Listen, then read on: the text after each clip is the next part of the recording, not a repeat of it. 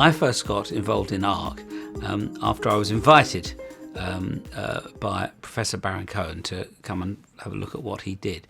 And he does really extraordinary work, and I think he has been one of the people who has most identified what a lot of the needs of our autistic people are. I've been involved with him with a couple of things before, and I knew whatever he was going to be involved in was going to be great, because he's got, not only has he got the brain the size of Greater London, if not bigger, but he's also got the heart the size of a planet. So I knew with those combined two things that he has, whatever he was going to come up with is going to be a good idea, and it really has been.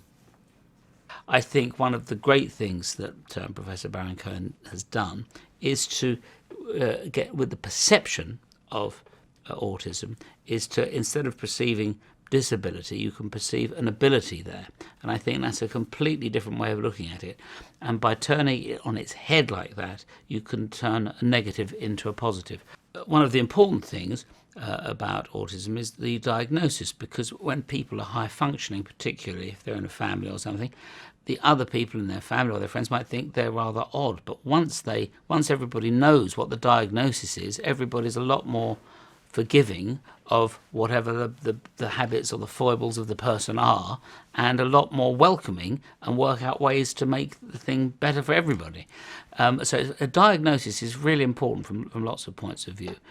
And for the first time ever, what is going to be offering is a national centre where people can come from all over, because it's been regionally very unfair. Certain areas are quite good on getting people diagnosed, and other areas aren't. So I think the idea of having a national centre that can then have other centres elsewhere is really great, and I think it's the first time really anywhere, certainly in Britain, has ever had anything like this. So I think it's going to be really a great benefit to lots of families.